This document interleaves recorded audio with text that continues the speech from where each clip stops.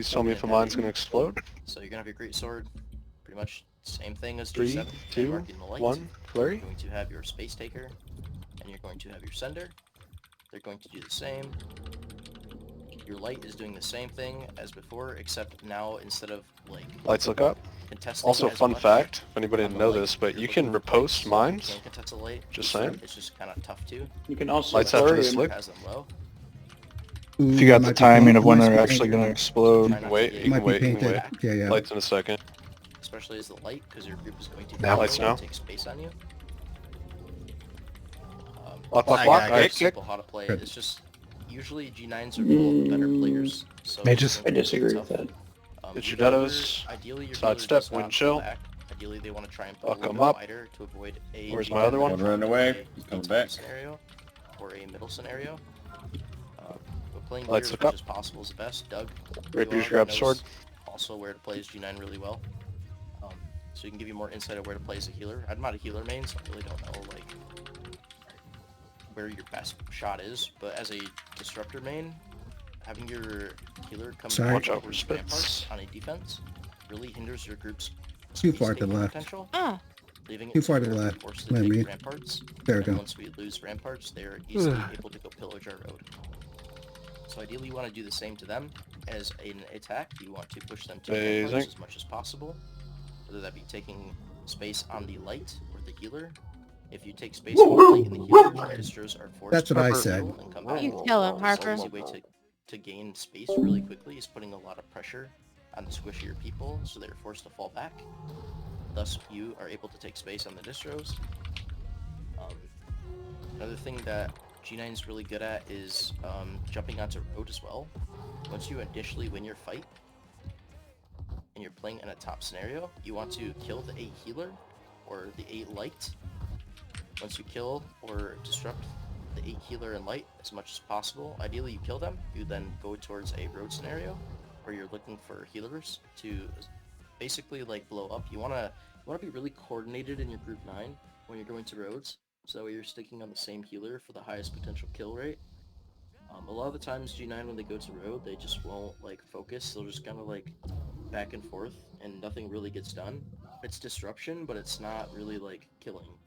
And like disrupting is cool and it's great, and it might get a bruiser killed, but if you kill that healer, they have way less downtime on heals versus being disrupted and then running to a safe scenario like pocket.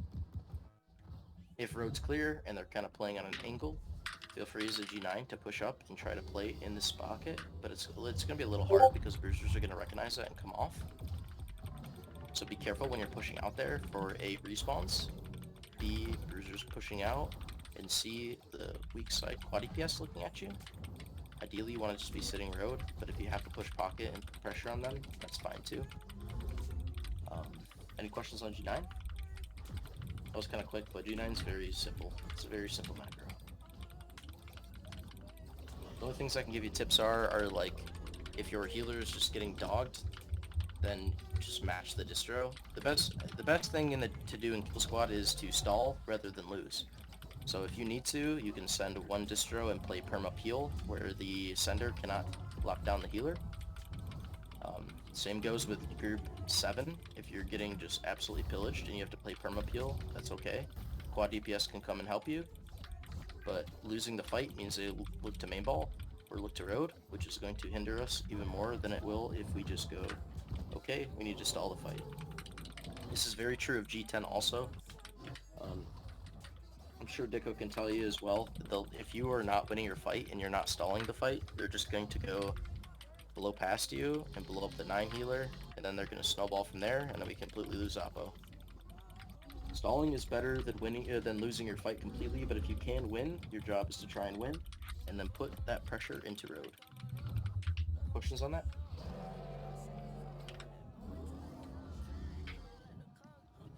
Cool. G10, everybody's favorite. With triple distro being the meta, I'm not sure exactly how it's played. I have not talked with Chewy recently about the triple distro, but I can do a double send, if that makes it easier. It's pretty much the idea of you have a sender permanently on the healer and a sender permanently on a light. while your bow is taking one of the aggro, and the other bow is free casting, looking for damage, while your healers are both healers are going to be preoccupied by the senders. I like double sending, it's just the issue becomes the free casting bow, as well as one of the distros could at any time put pressure extra on the healer and kill them very easily if they don't pull wide enough, or if they don't get peeled. A lot of times G10's hard to play. If you're not winning, your best bet is to play perma peel for your healer and just try and stall the fight in this area so they don't look in and get pressure at G9. But again, putting the double sun distro on one light and then on the healer, you can also swap back and forth when one loses cooldowns, or you can just permanently double send on the healer and put pressure on them, forcing them to die with our free casting bow, so it'll be 3 people at all times in the healer, thus putting you in a winning scenario where you can then look at a light and kill the light, therefore you're in a hard winning scenario, and from there you can look at either G7 or Road. Personally, I think G7's the best. Having G7 win is like very, very strong for the army in the bottom left quadrant, because usually bruisers are playing there for free. Although I don't hate if you're looking at 9 and blowing 9 up into a snowball effect into Oppo. It's just very hard because 9 can pull back and then you're forced to either follow or meet your group that's coming from B point. A lot of time what they'll do too is they'll come through G7 fight, the enemy G10, meaning that time you took to go chase to road, they're currently in our road doing the same thing. So ideally, I personally like going to a G7 fight and helping the G7 fight while I watch for the respawns, because that group is coming with us along the way. And then the pressure that G7 gets from G10 is just so insanely strong. Like, you have 2 ranged, two melee that are built specifically to target people and just blow them up. So like you can just easily kill the G7 healer. I think I have another call out of that too. I'm not trying to plug my shit. Okay, maybe a little bit, but I just played the double sending recently. I had to find out where it's at. Can't remember what day it was. It might be this one actually. Yeah, so here's double sender. So this was against, ooh, this is a good one. I actually get farmed in that, never mind. That was against Isaiah. That was a very painful war. But yeah, I think Llama was in there too. Llama, were you that healer? Yeah, I was the healer in both of those wars. Yeah. Yeah, that Yeah. shit sucked. We're not gonna, don't show the first one. We're not gonna talk about the first one. No, we're talking about the first one, because No, don't show the... Nah, bro. I had a controller player as a bow player, and then the other 2 people didn't know what they were doing. Yeah, that was pretty tough. So I was just like straight up farmed. But that's fine, you could show it.